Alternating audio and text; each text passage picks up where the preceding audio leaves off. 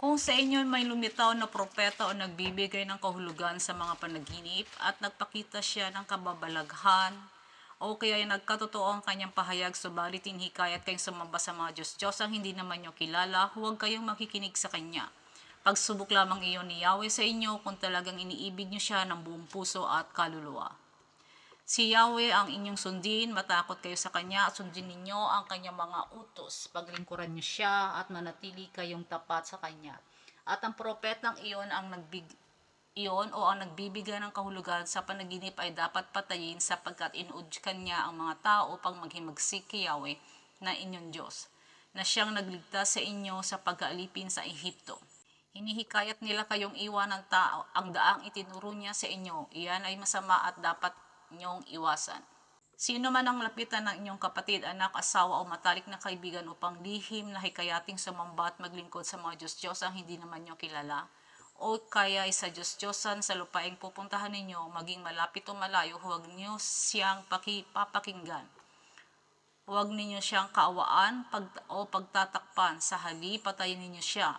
Ang nilapitan ng unang babato sa kanya pagkatapos ay ang taong bayan. Batuhin niyo siya sa kanya hanggang mamatay sapagkat hinikayat niya kayong tumalikod kay Yahweh na inyong Diyos at siyang nagligtas sa inyo sa pagkaalipin sa Ehipto. Kapag ito'y napabalita sa buong Israel, wala nang mga ngahas pang gumawa ng ganoon at magkakaroon ng takot ang lahat. Kapag nabalitaan ninyo na sa alinman sa mga lungsod na ibinigay sa inyo ni Yahweh ay may manlilinlang at nangihikayat sa mga tagaron upang sumamba at maglingkod sa mga Diyos ang hindi naman nyo kilala, siyasatin ninyo itong mabuti. Kapag napatunayan ninyong totoo, patayin ninyong lahat ang tagaroon, maging ang kanilang mga alagang hayop. Ang lahat ng masamsam ninyo roon, ipunin ninyo sa liwasan at sunugin pati ang buong lungsod upang maging handog kay Yahweh. Ang lugar na iyon ay hahayaan ninyong ganoon at hindi na dapat itayo pang muli. Huwag kayong kukuha ng anumang ipinagbabawal sa inyo para hindi magalit si Yahweh sa inyo. Mahahabag siya sa inyo at kayo'y kanyang pararamihin tulad ng pangako niya sa inyong mga ninuno. Kung papakinggan ninyo ang tinig ng Diyos ninyong si Yahweh, susundin ang kanyang mga utos at patuloy na gagawin ang ayon sa kanyang kalooban. Kayo ang mga anak ng Diyos ninyong si Yahweh. Kung ang isang mahal sa buhay ay mamatay, huwag ninyong hihiwaan ang inyong sarili niya, hitan ang inyong noo upang ipakita lamang na kayo'y nagluluksa. Kayo ay bansang itinalaga kay Yahweh. Hinirang niya kayo sa lahat ng bansa upang maging kanyang bayan. Huwag kayong kakain ng anumang bagay na marumi. Ito ang mga hayop na maaari ninyong kainin: baka, tupa, kambing, usa, gazela, kambing bundok, antilope at tupang bundok. Maaari rin ninyong kainin ang lahat ng hayop na biyak ang kuko at ngumunguya ng pagkain mula sa sikmura. Ngunit, huwag ninyong kakainin ang mga hayop na biyak ang kuko ngunit hindi ngumunguya ng pagkain mula sa sikmura. Huwag din ninyong kakainin yung ngumunguya ngunit hindi biyak ang kuko, tulad ng kamelyo, kuneho at dagang bukid. Ang mga ito ay marurumi. Ang baboy ay dapat ding ituring na marumi sapagkat biyak man ang kuko, hindi naman ito ngumunguya ng pagkain mula sa sikmura. Huwag ninyo itong kakainin, hihahawakan ang kanilang bangkay. Sa mga nilikha sa tubig, ang lahat ng may palikpik at kaliskis ay maaari ninyong kainin. Huwag ninyong kakainin ang mga walang kaliskis at walang palikpik, ito ay marurumi.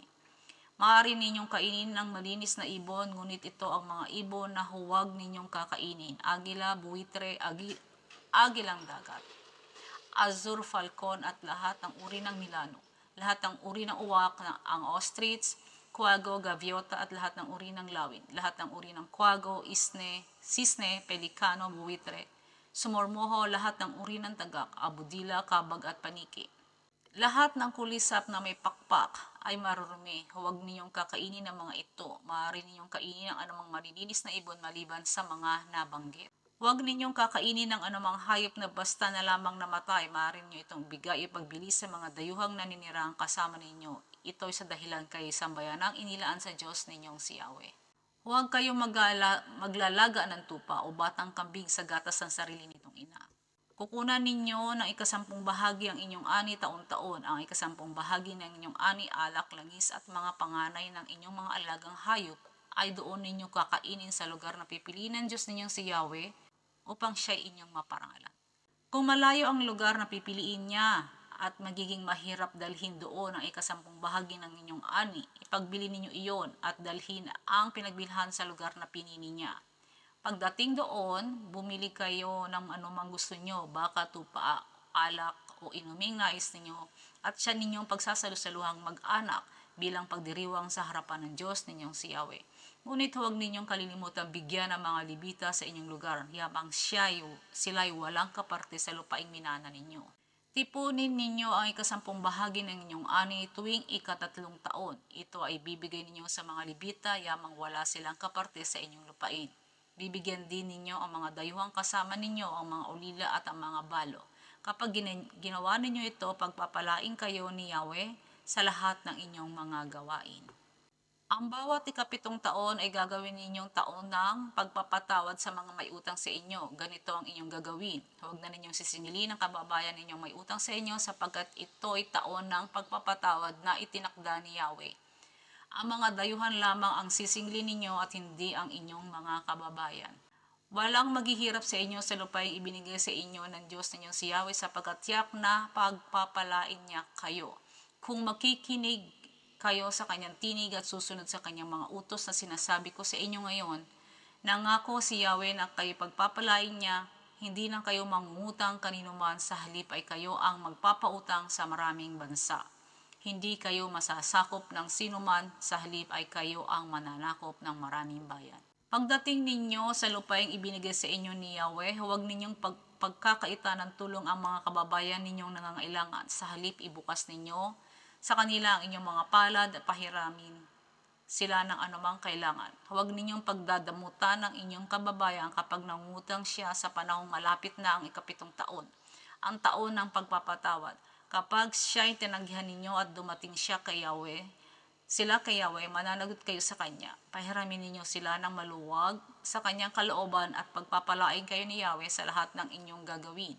Kailanman, hindi kayo mawawala ng mga kababayang mangangailangan, kaya't sinasabi ko sa inyong ibukas ninyo ang inyong mga palad sa kanila. Kapag nakabili kayo ng kapwa ninyong Israelita bilang alipin, babae o lalaki man, 6 na taon siyang maglilingkod sa inyo pagdating ng ikapitong taon. Palalayain na ninyo siya at huwag ninyo siyang papaalisin ng walang dala. Sa halip, bibigyan niyo siya ng tupa, trigo, inumin at langis mula sa mga ipinagkaloob sa inyo ni Yahweh. Alalahanin ninyong naging alipin din kayo sa Ehipto at mula ro'y pinalaya kayo ng Diyos ninyong si Yahweh. Kaya iniuutos ko ito ngayon sa inyo. Ngunit kung gusto niyang manatili dahil sa pagmamahal niya sa inyo at sa inyong sambahayan, dalhin ninyo siya sa may pintuan at butasan ng kanyang tainga. Sa gayon, siya ay magiging alipin ninyo habang buhay. Ganito rin ang gawin ninyo sa mga aliping babae. Hindi kayo dapat manghinayang sa ibibigay ninyo sa kanya kung aalis siya, sapagkat ang ibibigay niyo ay katumbas lamang ng upa sa isang manggagawang nagtrabaho ng 3 taon. Gawin niyo ito at pagpapalain ng Diyos ninyong si Yahweh ang lahat ng inyong gagawin. Lahat ng panganay na lalaki ng inyong mga alagang hayop ay bubukod ninyo para kay Yahweh. Huwag ninyo itong pagtatrabahuin ni gugupitan. Ito ay kakainin niyo sa harapan ni Yahweh sa lugar na pipiliin niya. Ngunit kung may kapansanan ang panganay na hayop, bulag o pilay, huwag ninyo itong ihahandog kay Yahweh sa inyong Diyos. Ito ay maaaring kainin sa bahay tulad ng pagkain ninyo sa isang usa. Pati ang taong itinuturing na marumi ay maaaring kumain nito. Huwag ninyong kakainin ng dugo, kailangang patuluin ito sa lupa. Ipagdiwang ninyo ang unang buwan at ganapin ang Pasko para kay Yahweh na inyong Diyos, sapagkat unang buwan nang ilabas niya kayo sa Ehipto, mag-aalay kayo ng tupa o baka bilang handog na pampaskwa sa lugar na pipiliin niya. Sa pagkain ninyo ng handog na ito, huwag ninyong sasamahan ng tinapay na may pampalsa sa loob ng 7 araw. Ang kakainin ninyo ay tinapay na walang pampalsa, ang tinapay na pagtitiis. Gagawin ninyo ito bilang pag-alaala sa inyong pag-alis sa Ehipto. Sa loob ng 7 araw na iyon, hindi dapat magkaroon ng pampalsa sa nasasakupan ng inyong lupain. Huwag ninyong pababayang o magahin ang kahit kapiraso ng inihandog ninyo sa gabi.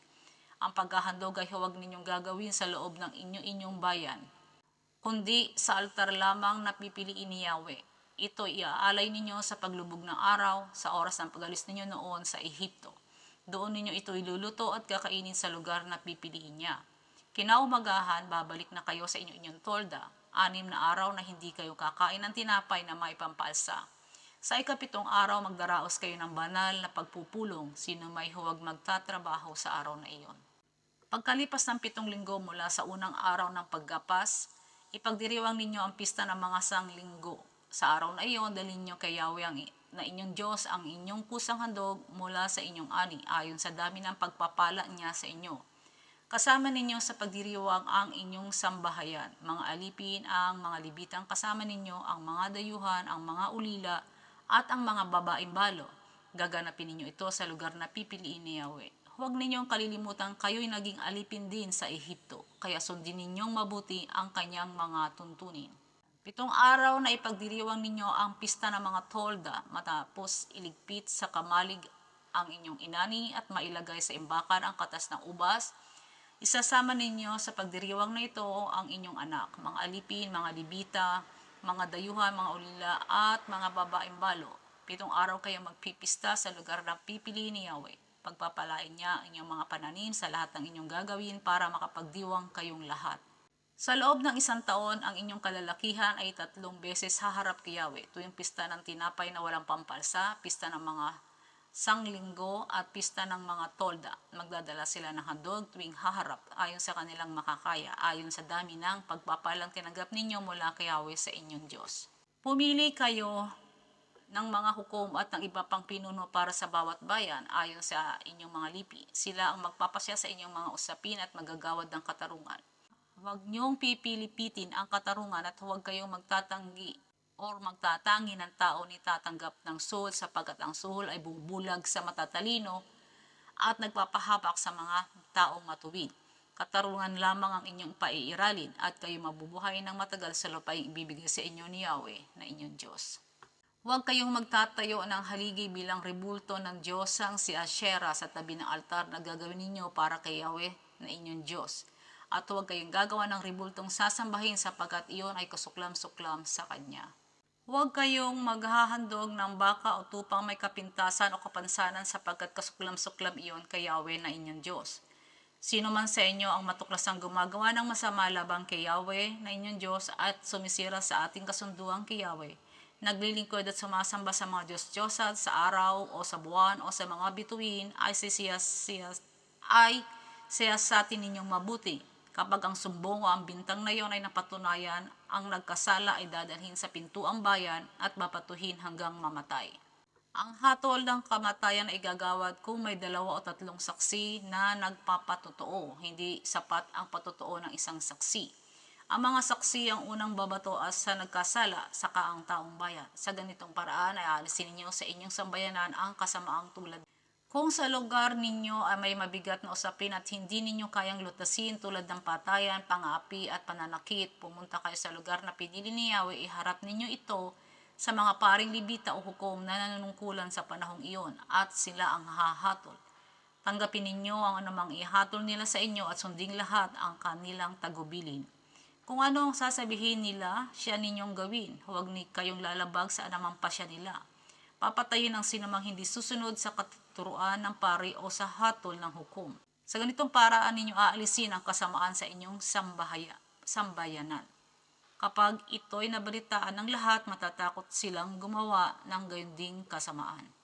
Kapag kayo'y naroon na at nanirahan ng maayos sa lupaing ibibigay sa inyo ng Diyos ninyong si Yahweh, makakaisip kayong magkaroon ng hari tulad ng mga bansa sa paligid ninyo. Maaari kayong maglagay ng hari, ngunit ang ilalagay ninyo ay yung binili ni Yahweh mula sa inyong lahi. Huwag ninyong gagawing hari ang sino mang dayuhan. Ang gagawin ninyong hari ay hindi dapat magparami ng kabayo para sa kanyang sarili. Hindi rin niya maaaring iutos sa iba na magbalik sa Ehipto para ikuha siya ng maraming kabayo. Sapagkat ipinag-utos ni Yahweh na huwag nang bumalik pa roon. Hindi siya dapat mag-asawa ng marami at baka siya makalimot kay Yahweh. Hindi siya dapat magpayaman sa panahon ng paghahari. Kapag siya'y nakaupo na sa trono, gagawa siya ng isang kopya ng mga kautusang ito na nasa pag-iingat ng mga paring libita. Ito ay para sa kanya at babasahin niya araw-araw upang magkaroon siya ng takot kay Yahweh na kanyang Diyos upang buong puso niyang masunod ang mga kautusan at mga tuntunin ni Yahweh. Upang hindi siya magmalaki sa kanyang mga kababayan at upang hindi siya ilihis sa mga tuntuning ito. Kung magkagayon, siya at ang kanyang mga anak ay maghahari ng matagal sa Israel. 18. Ang mga paring Libita, ang buong lipi ni Levi ay walang mamanahing bahagi sa lupain ng Israel. Ang para sa kanila, ang mga kaloob at handog kay Yahweh. Wala silang bahagi sa lupain tulad ng ibang lipi sa Israel. Si Yahweh ang kanilang bahagi, gaya ng kanyang pangako. Ang mga ito ang nakalaan para sa mga pari mula sa handog kay Yahweh, maging baka o tupa, ang mga balikat, ang mga pisngi at atangtiyan. Ang unang ani ng mga pananim ng alak, ng langis at ng unang pinagupitan ng inyong mga tupa, ang lipi ni Libay ang pinili ni Yahweh upang maglingkod sa kanya bilang mga pari habang panahon. Sakali may libita mula sa alinmang bayan ng lupain na kusang magpunta sa lugar na pinili ni Yahweh upang sumamba, maaari maglingkod doon sa libita kasama ng kapwa niya libita. Siya ay bibigyan doon ng kanyang bahaging kasing dami ng ibibigay sa mga libita na dating naglilingkod, bukod sa bahagi niya mula sa mana ng kanyang ama. Kapag naroon na sa lupaing ibibigay sa inyo ni Yahweh, huwag kayong gagaya sa kasuklam-suklam na gawain ng mga tao roon. Sino man sa inyo, huwag magsusunog ng kanyang anak bilang handog. Huwag kayong manghuhula, huwag gagawin ang ginagawa ng mga mangkukulam ng mga mananawas at ng mga sumasangguni sa mga espiritu ng namatay. Sino mang gumawa ng aliman sa mga ito ay kasusuklaman ni Yahweh na inyong Diyos. Pakatandaan ninyo na iyan ang dahilan kaya niya itataboy ang mga nakatira sa lupaing pupuntahan ninyo. Lubos kayong maging tapat sa Diyos ninyong si Yahweh. Ang bansang inyong sasakupin ay sumusunod sa mga manghuhula at mga naniniwala sa mga agimat. Subalit ang mga ito ay pinagbabawal sa inyo ng Diyos ninyong si Mula sa inyo si Yahweh na inyong Diyos ay pipili para sa inyo ng isang propetang katulad ko. Dapat kayong makinig sa kanya. Ito ang kasagutan sa hiling ninyo kay Yahweh nang kayo'y nagkakatipon sa Sinai. Ang sabi ninyo, huwag mo nang iparinig pang muli sa amin ang tinig ni Yahweh na ipakita ang kakilakilabot na apoy na ito sapagkat tiyak na mamamatay kami. Sinabi naman niya sa atin, tama ang sabi nila, kaya mula sa kanila, pipili ako para sa kanila ng isang propetang katulad mo. Sasabihin ko sa kanya ang aking kalooban at siya ang magsasabi nito sa mga tao. Sino mang hindi makinig sa kanya na nagsasalita para sa akin ay mananagot sa akin. Ngunit ang sino mang propetang magsalita para sa ibang Diyos o kaya ay magkunwari nagsasalita para sa akin, subalit hindi ko namang iinatasan, ang propetang tulad niyon ay dapat patayin. Upang matiyak ninyo kung ang sinabi ng propeta ay galing kay Yahweh o hindi, ito ang palatandaan. Kapag hindi nangyari o nagkatotoo ang sinabi niya, iyon ay hindi mula kay Yahweh. Ang mensahe niya ay gawa-gawa lamang niya, huwag niyo siyang katatakutan. Kapag nalipol na ni Yahweh na inyong Diyos ang mga mamamayan sa lupaing ibinigay niya sa inyo at kayo na ang nakatira roon, magbukod kayo ng 3 lungsod. Gagawan niyo ito ng mga kalsada, hatiin niyo sa 3 ang buong lupaing ibibigay ni Yahweh sa inyo. Sa bawat bahagi ay maglagay kayo ng lungsod kanlungan na siyang tatakbuhan ng sinumang makapatay ng hindi sinasadya. Ito ang tuntunin ukol sa sinumang nakapatay ng tao nang hindi sinasadya o hindi dahil sa away. Halimbawa, sinumang nagpuputol ng kahoy sa gubat, tumilapon ang talim ng kanyang palakol at tinamaan ang kasama niya. Kung namatay ang tinamaan, ang nakapatay ay maaaring magtago at minirahan sa isa sa mga lungsod na ito. Kung hindi siya na makakapagtago agad dahil malayo ang lungsod kanlungan, baka siya ay patayin ng kamag-anak ng namatay bilang paghihiganti dahil sa bugso ng damdamin. Hindi dapat patayin ang sinumang nakapatay sa ganitong paraan sapagkat hindi naman dahil sa alitan at hindi sinasadya ang pagkapatay. Iyan ang dahilan kaya ako kayo pinagbubukod ng 3 lungsod. Kapag pinalawak na ng Diyos ninyong si Yahweh ang inyong nasasakupan sa lupaing ipinangako niya sa inyong mga ninuno, at kapag naibigay na niya ng buong buo ang lupang kanyang ipinangako, maaari kayong magbukod ng 3 pang lungsod kung susundin ninyong mabuti ang lahat ng kanyang utos, at iibigin siya ng tapat. Pahintulutan ito ni Yahweh kung buong sipag ninyong susundin ang kanyang mga tuntunin, kung siya'y buong puso ninyong iibigin, at kung lalakad kayo ayon sa kanyang kalooban. Sa ganitong paraan, maiiwasan ang pagdanak ng dugo ng mga taong walang kasalanan. Ang kamatayan ng walang sala ay pananagutan nyo kay Yahweh sa lupaing ibibigay niya sa inyo.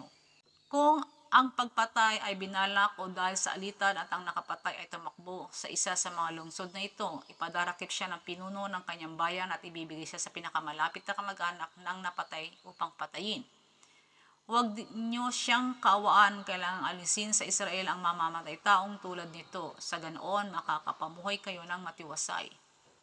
Huwag ninyong gagalawin ang mga batong palatandaan ng hangganan ng lupa ng inyong kapwa. Inilagay ng inyong mga ninuno ang mga palatandaang iyon sa lupaing ibinibigay sa inyo ng Diyos ninyong si Yahweh. Hindi sapat ang patutuo ng isang saksi upang mahatulang nagkasala ang isang tao. Kailangan ng patutuo ng 2 o 3 saksi kapag ang isang taong may masamang hangarin ay nagbintang ng hindi totoo sa kanyang kapwa. Sila'y dalaway pupunta sa lugar na pinili ni Yahweh at haharap sa mga pari at sa mga hukom na nanunungkulan.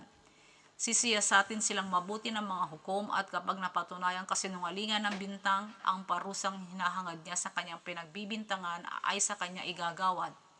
Alisin ninyo ang ganyang kasamaan sa inyong sambayanan. Kapag ito'y nabalitaan ng lahat, matatakot silang gumawa ng ganoong kasamaan. Huwag kayong maawa sa ganitong uri ng tao. Kung ano ang inutang, iyon din ang kabayaran. Buhay sa buhay, mata sa mata, ngipin sa ngipin, kamay sa kamay, paa sa paa. Kabanata 2. Kung kayo'y nakikidigma, huwag kayong matatakot kahit na mas malaki ang hukbong kalaban ninyo at mas marami ang kanilang kabayo at karawahe, sapagkat kasama ninyo si Yahweh, ang Diyos na naglabas sa inyo sa Ehipto. Bago kayo makipaglaban, tatayo ang isang pari sa unahan ng hukbo at sasabihin niya ang ganito: Pakinggan mo, Israel, sa araw na ito ay makikidigma ka, lakas mo ang iyong loob at huwag kang matatakot, sapagkat kasama mo ang Diyos mong si Yahweh. Siya ang makikipaglaban para sa iyo at pagtatagumpayin ka niya. Ganito naman ang sasabihin ng mga pinunong kawal: sino man ang may bagong bahay, subalit hindi pa ito na itatalaga, ay maaari nang umuwi. Baka siya ay mamatay sa labanan at iba pa ang tumira sa bahay niya. Sino man ang may bagong ubasan, subalit hindi pa nakakatikim ng bunga niyon, ay maaari nang umuwi. Baka siya ay mamatay sa labanan at iba pa ang makinabang sa kanyang ubasan. Sino man sa inyo ang nakatakdang ikasal, subalit hindi pa nagsasama, ay maaari nang umuwi. Baka siya ay mamatay sa labanan at iba pa ang magpakasal sa kanyang minamahal.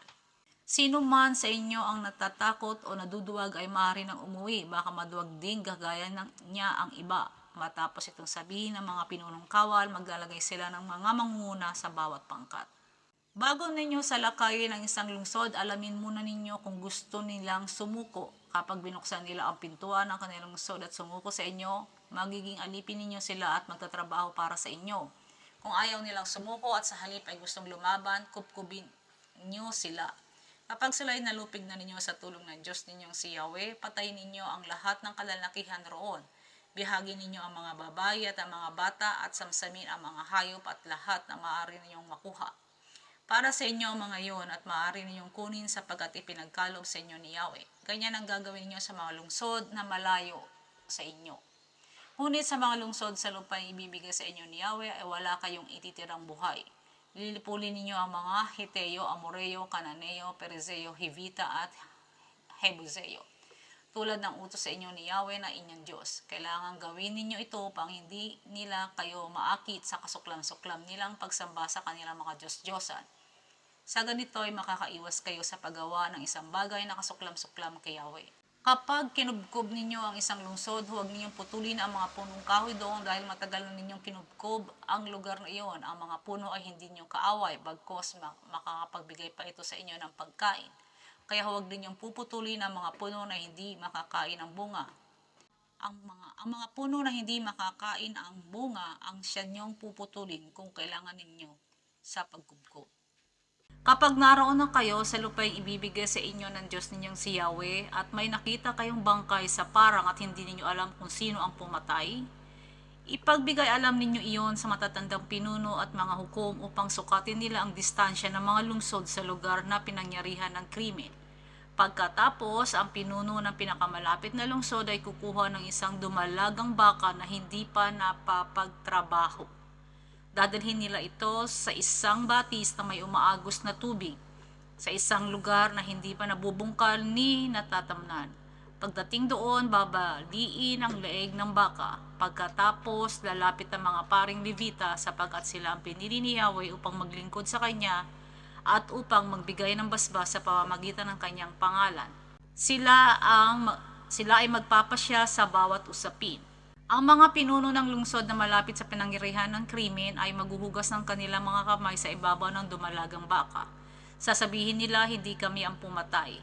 Hindi rin namin alam kung sino ang gumawa nito. Patawarin mo po, Yahweh, ang iyong bayang Israel na iyong iniligtas. Huwag mo po kaming panagutin sa pagkamatay ng taong ito. Hindi kayo mananagot sa mga ganitong pangyayari kung gagawin ninyo ang naaayon sa kagustuhan ni Yahweh. Kung pagtagumpayin kayo ng Diyos ninyong si Yahweh sa pakikidigma sa inyong mga kaaway at sila'y mabihag ninyo, at kung sakaling may makita kayo magandang babae mula sa bihag at nais ninyo itong maging asawa, dalhin ninyo siya sa inyong bahay, ipaahit ninyo ang kanyang buhok, ipaputol ang mga kuko at pagbihisin. Mananatili siya sa inyong bahay sa loob ng 1 buwan upang ipagluksa ang kanyang mga magulang. Pagkatapos, maaari na siyang pakasalan at sipingan. Subalit kung ang lalaki hindi na nasiyahan sa kanya, dapat na niya itong palayain. Hindi siya maaaring pagbili at gawing alipin sapagkat nadungisan na ang kanyang puri.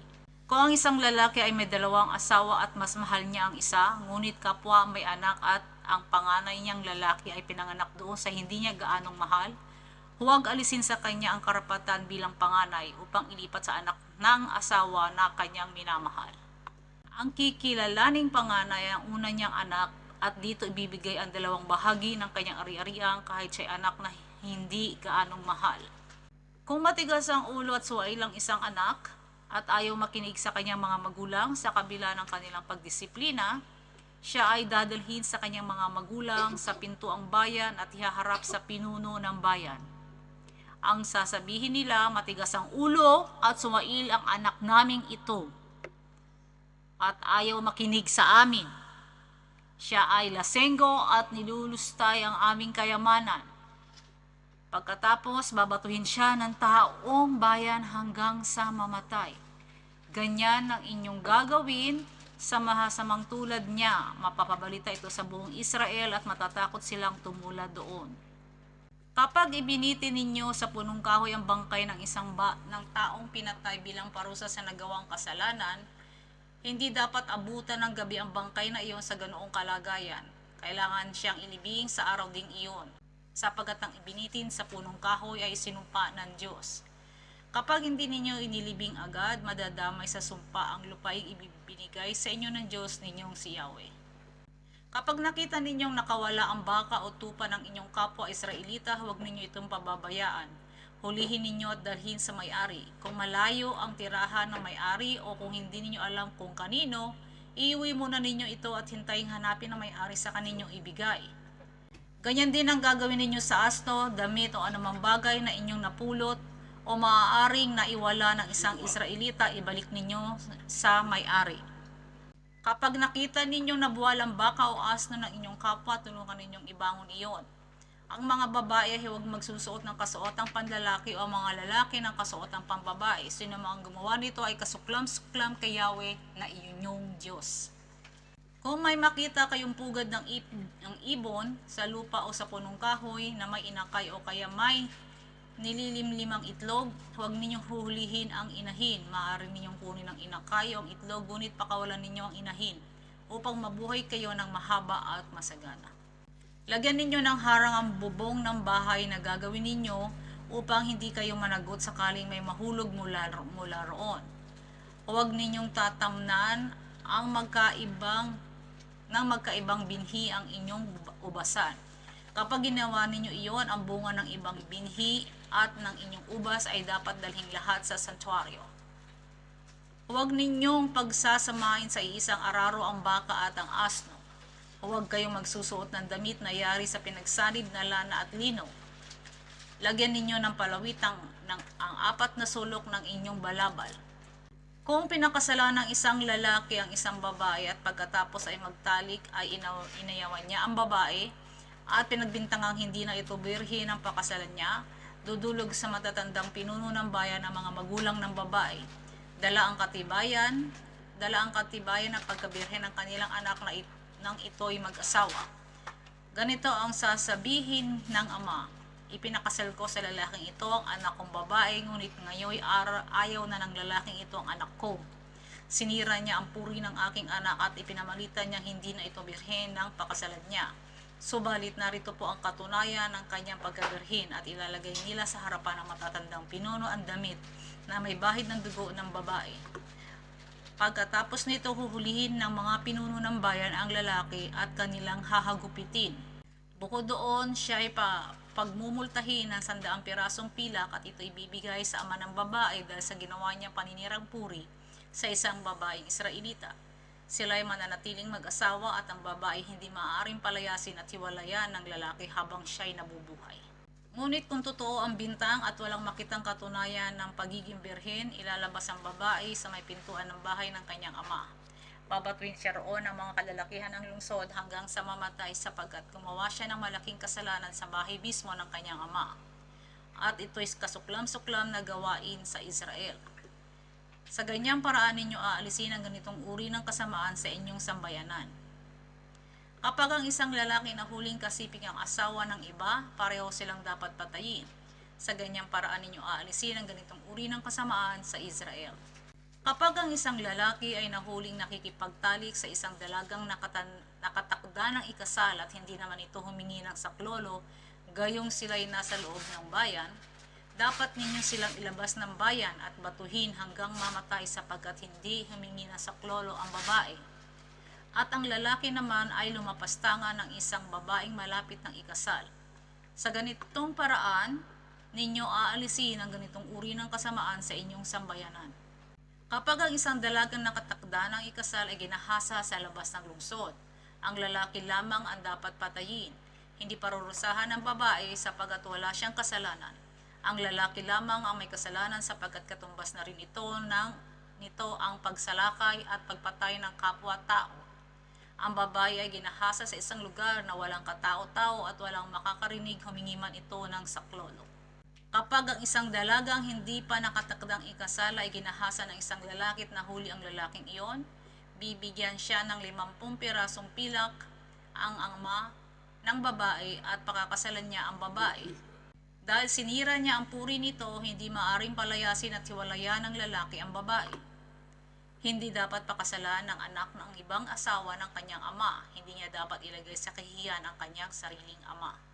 Ang isang lalaking kinapon ang naputulan ng ari ay hindi maaring ibilang sa sambayanan ni Yahweh. Sino mang anak sa labas ay hindi maaring ibilang sa sambayanan ni Yahweh hanggang sa ikasampung sali ng kanyang lahi. Ang isang Amonita o Moabita ay hindi maaring ibilang sa sambayanan ni Yahweh hanggang sa ikasampung sali ng kanilang lahi, sapagkat hindi nila kayo binigyan ng pagkain at inumin ng kayo'y naglalakbay mula sa Ehipto. Bukod dito, hinupahan pa nila si Balaam na anak ni Beor na taga Pietor sa Mesopotamia para sumpain kayo. Gayunman, hindi siya dininig ng Diyos ninyong si Yahweh. Sa halip, pinagpalan niya kayo sapagkat mahal kayo ni Yahweh. Kailanmay, huwag nyo silang tutulungan upang sila'y maging mapayapa o masagana. Huwag ninyong kasusuklaman ang mga Edomita sapagkat sila'y mga kapatid ninyo, gayon din ang mga Ehipsyo sapagkat kayo'y nanirahan sa kanilang lupain. Maaaring ibilang sa sambayanan ni Yahweh ang ikatlong sali ng kanilang lahi. Sa panahon ng digmaan, umiwas kayo sa anumang maaaring magparumi sa inyo sa loob ng inyong kampo. Kapag nilabasan ng sariling binhi ang isang lalaki habang natutulog, lalabas siya ng kampo at hindi muna babalik. Maliligo siya sa dapit hapon, paglubog ng araw, saka lamang siya babalik sa kampo. Maglalaan kayo ng isang lugar sa labas ng kampo na gagawin ninyong palikuran. Magdala rin kayo ng kahoy bukod pa sa inyong mga sandata. Gagamitin ninyo itong panghukay o pangtabon kapag kayo'y dudumi. Naglilibot ang Diyos ninyong si Yahweh sa inyong kampo upang iligtas kayo sa mga kaaway at sila ipalupig sa inyo. Kaya't kailangang manatiling malinis sa paningin ng Diyos ang inyong kampo. Baka pabayaan niya kayo kapag nakita niyang marumi ang kampo. Ang isang aliping tumakas at lumipat sa inyo ay huwag ninyong ibabalik sa dati niyang amo. Mananatili siya sa inyo at hayaan siyang tumira kung saan niya gusto sa loob ng inyong bayan. Huwag ninyo siyang aapihin. Sino mang Israelita, babae man o lalaki ay hindi maaaring magbenta ng panandaliang aliw bilang pagsamba. Ang salaping kinita sa ganitong halay na paraan ay hindi maaaring ipagkaloob sa bahay ng Diyos ninyong si Yahweh bilang pagtupad sa isang panata. Kasuklam-suklam kay Yahweh ang pagbebenta ng panandaliang aliw bilang pagsamba. Huwag kayong magpapautang ng may tubo sa inyong kapwa Israelita, maging pera, pagkain o anumang maaaring patubuan. Maaari ninyong patubuan ang mga dayuhan, ngunit hindi ang inyong kapwa Israelita upang pagpalain kayo ni Yahweh sa inyong mga gawain pagdating ninyo sa lupaing ibibigay niya sa inyo. Huwag ninyong kakaligtaang tuparin ang panata ninyo kay Yahweh. Tiyak na sisingilin niya kayo kapag hindi niyo tinupad iyon. Hindi kasalanan kung hindi kayo gagawa ng panata, ngunit kailangan tuparin ang anumang kusang loob na pangako ninyo kay Yahweh. Kapag kayo pumasok sa ubasan ng inyong kapwa, maaari kayong kumain ng bungan niyon hanggang gusto ninyo. Huwag lamang kayong mag-uuwi. Kung mapadaan naman kayo sa triguhan ng inyong kapwa, maaari kayong pumitas ng mga uhay sa pamamagitan ng mga kamay, ngunit huwag kayong gagamit ng karit. So, salmo na po tayo. Talon tayo sa salmo. Katha ni David upang awitin ang punong mga awit ayon sa tono ng isang usa sa bukang liwayway. Mga awit 22. O Diyos ko, bakit mo ako pinabayaan? Sumisigaw ako ng saklolong, ngunit bakit di mo ako tinutulungan? Araw-gabi tumatawag ako sa iyo, O Diyos, di ako mapanatag, di ka man lang sumasagot. Ngunit ikaw ang banal na pinaparangalan, at sa Israel ay ikaw ay pinapupurihan. Ang mga ninuno namin nagtiwala sa iyo umasa, kaya sila'y iniligtas mo. Tumawag sila sa iyo at sa panganib ay nakawala. Nagtiwala sila sa iyo at di naman sila napahiya. Ngunit ako'y parang uod at hindi na iisang tao. Hinahamak at pinagtatawanan ng kahit na sino. Pinagtatawanan ako ng bawat makakita sa akin. Inilalabas na ang kanilang dila at sila'y pailing-iling. Sabi nila, nagtiwala siya kay Yahweh, hayaang iligtas siya nito. Kung talagang mahal siya nito, darating ang kanyang saklolo. Noong ako ay iluwal, ikaw, O Diyos, ang patnubay. Nagmula sa pagkabata, ako'y iyong iningatan. Mula nang ako'y isilang, sa iyo na umaasa. Mula nang ipanganak, ikaw lang ang Diyos na kilala. Huwag mo akong lilasanin, huwag mo akong iiwanan, pagkat walang sasaklolo sa papalapit na kapahamakan. Akala mo'y mga toro ang nakapaligid na kalaban, mababangis na hayop na galing sa Bashan. Bibig nila'y nakabuka para mga liyong gutom, umuungal at sa akin nakahandang lumamon. Parang natapong tubig, nawalan ako ng lakas. Ang mga buto ko'y parang nagkalinsad-linsad. Pinagharian ng dibdib ko ng matinding takot. Parang kandila ang puso ko natutunaw, nauubos. Itong aking lalamunay tuyong abo ang kagaya. Ang dila ko'y dumidikit sa aking ngalangala. Sa alabok, iniwan mo ako na halos patay na. Isang pangkat ng salarin sa akin nakapaligid, para akong nasa gitna ng mga asong ganit. Mga kamay at paa ko'y kanilang pinupunit, kitang-kita ang lahat ng aking mga buto, tinitingnan at nilalait na mga kaaway ko. Mga damit ko'y kanilang pinagsugalan, at mga saplot ko'y pinaghati-hatian. O Yahweh, huwag mo sana akong layuan, ako ay tulungan agad na saklolohan. Iligtas mo ako sa talim ng tabak at sa mga asong sa aking gustong kumagat. Sa bibig ng mga leon, ako ay iyong hanguin. Sa sungay ng mga toro, ako ay iyong sagipin. O Yahweh, panalangin ko sana'y dinggin, mga ginhawa mo ihahayag ko sa aking mga kababayan. Sa gitna ng kapulungan, ika'y papupurihan. Kayong lingkod ni Yahweh, siya'y inyong purihin. Kayong lahi ni Jacob, siya'y inyong dakilain. Bayan ng Israel, luwalhatiin siya at sambahin. Mga dukhay di niya pinagpabayaan at hinahamak. Hindi siya umiiwas sa humihingi ng paglingap. Sinasagot niya agad ang mga kapuspalad. Ginawa mo'y pupurihin sa dakilang kapulungan, sa harap ng masunurin mga lingkod mong hinirang. Ang panata kong handog ay doon ko iaalay. Ang naghihikahos ay sasagana sa pagkain. Mga lumalapit kay Yahweh, siya'y pupurihin. Maging sagana nawa siya, maging sagana nawa sila, at laging pagpalain. Mga bansa sa lupa, kay Yahweh magsisibaling. Lahat ng mga lahi maaalala siya at sasambahin. Kay Yahweh nauukol ang pamamahala, nagahari siya sa lahat ng mga bansa. Magsisiluhod lahat ang palalo't mayayabang, yuyuko sa harap niya mga taong hahatulan. Mga susunod na salinlahi maglilingkod sa kanya. Ang tungkol sa Panginoon ay pahayag nila. Maging ang mga di pa sinisilang ay babalitaan. Iniligtas ni Yahweh ang kanyang bayan. Salamat po. Thank you so much for staying. God bless you all. God bless your family. God bless your financial breakthrough. Bye.